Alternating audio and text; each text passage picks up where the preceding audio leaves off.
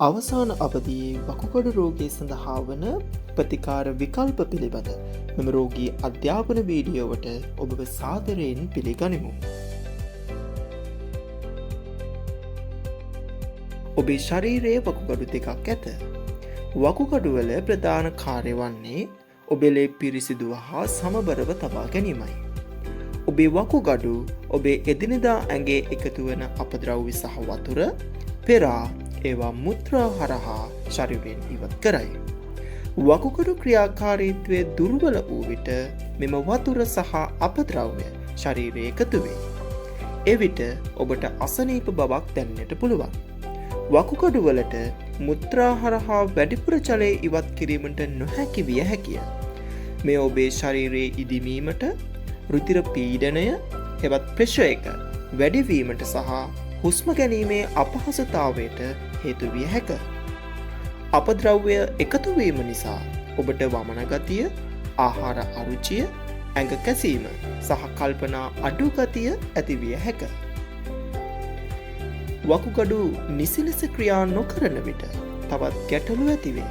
මේවාට රක්තහීනතාව හෙවත් ලේ අඩුවීම සහ අස්ථිවල වෙනස්කම් ඇතුළත් වේ. සමහර විට රුධිරයේ භයානක වෙනස්කම් ඇතිව කිසිදු පැහැදිලි රෝග ලක්ෂණයක් නොමැතිව වුවද ජීවිතයට තර්ජනයක් විය හැකිය.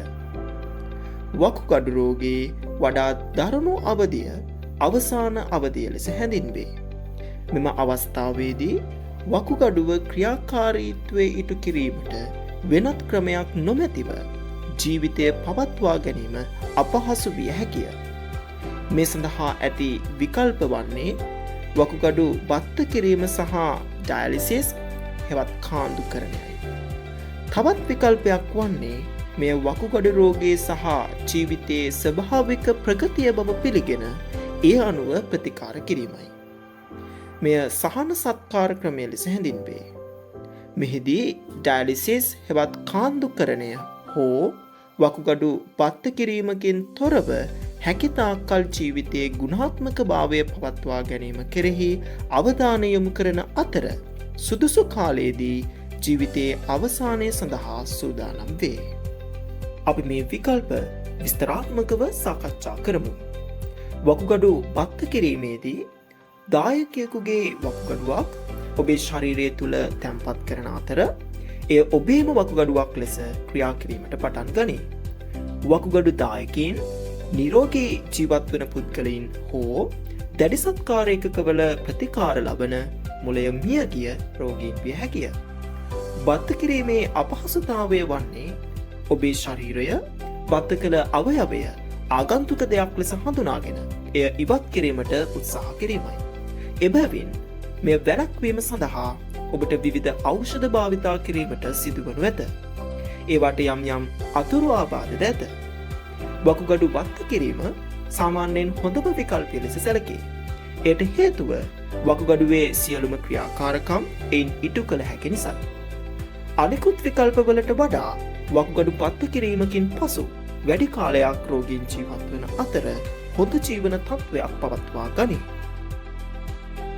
වයස්ගත රෝගීන් සහ වෙනත් බොහෝ වෛද්‍ය ගැටලු ඇති රෝගීන් සඳහා වකුගඩු බත්ත කිරීම හොඳම තේරීම නොවිය හැකියි. ඊළඟ විකල්පය වන්නේ කාන්දු කරණය. බොහෝ රෝගීන්ට බත්ත කිරීමක් සඳහා සැලසුම් කරමින් සිටියත් කාන්දු කරණය කිරීමට සිදුවනු ඇත. කාන්දු කරණය රුධිර කාන්දු කරණය හෝ පරිතාන කාන්දු කරණය විය හැකිය. රුධිර කාන්දු කරණය සිදු කිරීම සඳහා ඔබේ බෙල්ලේ හෝ කකුලේ විශේෂනාලයක් ශ්‍රිජුවම තැන්පත් කරනු ලැබේ. නැතහොත් දමනියක් ශල්්‍ය කර්මයෙන් ශිරාවට සම්බන්ධ කර දමනි ශිරා ෆිස්ටියුලාවක් සාදනු ලැබේ. මෙය හරහා ඔබේ ශරීරයෙන් රුධිරය පිටතටගෙන ඒ යන්ත්‍රයක් කරහා යවා පිරිසිදු කර ඔබේ ශරීරයට ආපසු ලබාදීමට සලසයි. වැඩිපුර ජලය ඒ ගමන්ම ඉවත් කළ හැකිය. මෙම ප්‍රතිකාරය සඳහා සාමාන්‍යයෙන් පැය 4ක් පමණ ගතවන අතර ඒ සතියට 2-3 වතාවක් සිදු කරනු ලැබේ. මෙම ප්‍රතිකාරය ලබා ගැනීම සඳහා ඔබට කාන්දු කරන මධ්‍යස්ථානයකට පැමිණීමට සිදුවනු ඇත. තවත් ආකාරයක කාන්දු කරන ක්‍රමයක් වන්නේ පරිතාන කාන්දුකරණයයි. කුඩා ශල්‍ය කර්මයක් මගින් ඔබේ බඩට නාලයක් ඇතුළු කරනු ලබන අතර මෙම නාලය හරහා විශේෂ ද්‍රාවණයක් ඔබේ බඩට දමනු ලැබේ. ඔබේ රුධිරයේ ඇති අපද්‍රව්‍ය සහ වැඩිපුර ජලය ද්‍රාවණයට ඇතුල් වේ. පැය කිහිපයකට පසු ද්‍රාවණය ඉවත් කර නැවුම් ද්‍රාවණයක් ඇතුළු කරනු ලැබේ. මෙම ක්‍රියාවලිය දිනකට කිහිප වතාවක් හෝ රාත්‍රියේ ඔබ නිදා සිටින විට සිදු කරනු ලබන අතර රුධිරයට හොඳ සමබරතාවයක් තබා ගැනීමට උපකාරී වේ. එය අතින් හෝ යන්ත්‍රයක් පාවිතයෙන් සිදු කළ හැකිය. රුධිර කාන්දුකරණය මෙන් නොව මේ රෝගීන් විසින්ම හෝ ඔවුන් රැකබලා ගන්නෙකුගේ උපකාරයෙන් නිවසේදී සිදු කළ හැකි අතර ඒ දිගු රෝහල්ගත වීම හෝ නිතර රෝහලට යාම වළකයි. එසෙමින් හා අඛණ්ඩව ක්‍රියා කරන නිසා ශරීරයට වඩා සැහැල්ලු වේ. ප්‍රධාන අවධානම වන්නේ නාලය ඔස්සේ උදරයට ආසාදන ඇතුළු වීමයි. සාමාන්‍යයෙන් රුධිර කාන්දුකරණය සහ පරිතාන කාන්දුකරණය කරන රෝගීන් බද්ධ කිරීමක් කළ අය තරම් කල් ජීවත් නොවේ. නමුත් සාමාන්‍යයෙන් සහන සත්කාර ක්‍රමයට වඩා වැඩි කාලයක් ජීවත් වේ. කෙසේ වෙතත් ඔවුන් ඉතා වයස්ගත නම් හෝ ඔවුන්ට බොහෝ වෛද්‍ය ගැටලු තිබේ නම් මෙය සෑම විටම එසේ නොවේ. ඔවුන් වැඩි කාලයක් ජීවත් වුවද අමතර කාලය රෝහල්වල හෝ කාන්දුකරණය කිරීමේදී ගත විය හැකිය. සමහර රෝගීන්ට දැනෙන්නේ ඔවුන් ජීවත් වන්නේ කාන්දුකරණය කිරීමට මිස ජීවත්වීමට කාන්දුකරණය කරන බව නොවේ. අපි සහන සත්කාර ක්‍රමය දෙස වඩා හොඳින් බලමු.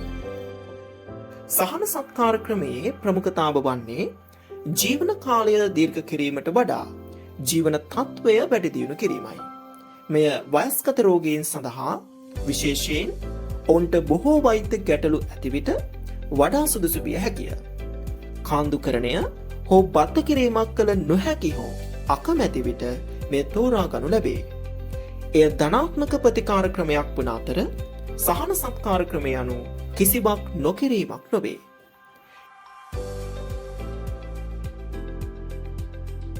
එය සුව පහසුව සහ ජීවන තත්ත්වය කෙරෙහි අවධානය යොමු කරන ආකාරයෙන් වකුගඩු රෝගය කළමනාකරණය කිරීමයි. මෙහිදී රෝග ලක්ෂණ පාලනය කිරීම සහ රෝගීන්ගේ පුද්ගලික මූලධර්ම සහ ඉලක්කවලට ප්‍රමුඛතාවය දීම කෙරෙහි අවධානය යොමු කරයි. වේදනාව, කැසීම, ඔක්කාරය, ඉදමීම සහ හුස්ම ගැනීමේ අපහසුතාව වැනි අවසාන අවදි වකුගඩු රෝගය කෙරෙහි සමහර අපහසුතා අඩු කිරීමට ඖෂධ ලබා දෙනු ලැබේ. සහන සත්කාර ක්‍රමේදී අප කණ්ඩායම ඔබව හොඳින් රැකබලා ගන්නේ කෙසේද යන්න පිළිබඳව ඔබ සමග සාකච්ඡා කරයි. ඔබට බොහෝ පෙති රුධිර පරීක්ෂණ හෝ රෝහල් ගමන් අවශ්‍ය නොවන බව ඔබට හැඟෙන්නට පුළුවන්. නැතහොත් අනෙක් අතට ඔබට වැඩි කරදරයක් ගැනීමට සිදුවත් ඔබේ වකුගඩු වලින් උපරිම ප්‍රයෝජන ගැනීමට අවශ්‍ය බව ඔබට හැඟෙන්නට පුළුවන්. ඔබට වැදගත් වන දේ අනුව ඔබට නිවසේදී පවුලේ අය සමග වැඩි කාලයක් ගත කිරීමට වඩා හොඳ මානසික හා අධ්‍යාත්මික සහයෝගයක් ලබා ගැනීමට සහ දුක් වේදනා අඩු කරන සුව පහසුව කේන්ද්‍ර කරගත් ප්‍රතිකාර ලබා ගැනීමට හැකිවනු ඇත. මෙහි අරමුණ කාන්දුකරණයේ අධික ඉල්ලීම් නොමැතිව රෝගීන් ගෞරවයෙන් හා ස්වාධීනත්වයෙන් ජීවත් වී අවසානයේදී මරණයට සූදානම් වීමයි. ඔබ සුදුසු විකල්ප තෝරාගන්නේ කෙසේද? ඔබේ ප්‍රතිකාර විකල්ප ඔබේ සෞඛ්‍ය තත්ත්වය හා රෝගී තත්ත්වය මත රඳා පවතී. සාමාන්‍යයෙන් තරුණ දුර්වල නොවන රෝගී කාන්දුකරණය පාලමක් ලෙස භාවිතා කරමින් වකුගඩු බද්ධ කිරීම ඉලක්ක කළ යුතුයි. සමහර රෝගීන් සඳහා විශේෂයෙන් ඉතා වැඩිහිටි රෝගීන් සඳහා හෝ ඉතා දුර්වල හෝ බොහෝ වෛද්‍ය ගැටලු ඇති අයට කාන්දුකරණය හෝ බද්ධ කිරීම වැනි ප්‍රතිකාර ඔවුන්ට හොඳම විකල්පය නොවිය හැකිය. මෙම අවස්ථාවේදී සුවපහසුව හා ජීවන තත්ත්වය කෙරෙහි අවධානය යොමු කිරීමට සහන සත්කාර ක්‍රමය වඩා හොඳ විකල්පයක් විය හැකිය. අපි සියල්ලම එකිනෙකාගෙන් වෙනස්ය. වකුගඩු බත්ව කිරීම, ඩයලිසිස් හෙවත් කාන්දුකරණය සහ සහන සත්කාර ක්‍රමය අතර තෝරා ගැනීම සෞඛ්‍ය, ජීවන රටාව සහ පුද්ගලික කැමැත්ත මත රඳා පවතී. ඔබේ වෛද්‍යවරයා සමග කතා කරන්න. ඔබේ පවුලේ අය සමග සාකච්ඡා කරන්න. සහ ඔබට ගැළපෙන තේරීම කරන්න. ඔබට වහාම තීරණයක් ගැනීමට අවශ්‍ය නැත. ඔබට ඔබේ තේරීම වෙනස් කළ හැකිය. නමුත් කල් නැතුව තීරණයක් ගැනීම වැදගත් වේ. මෙය මෙම සායනයේ ප්‍රධාන අරමුණු වලින් එකකි. ඔබ සූදානම් නැතිනම් ඔබට හදිසි තීරණ ගැනීමට සිදුවිය හැකිය. එසේත් නැතිනම් ඔබට ඔබේම තීරණය ගැනීමට නොහැකි වූ විට අන් අය ඔබ වෙනුවෙන් වුවද ඔබ එකක නොවන තීරණ ගැනීමට ඉඩ තිබේ. මතක තබා ගන්න. ඔබ තනි වී නැත. සහයෝගය සහ රැකවරණය සෑම විටම ලබාගත හැකිය. ඔබට උදව් කිරීමට සහ ඔබේ ප්‍රශ්නවලට පිළිතුරු දීමට අපි සූදානම්.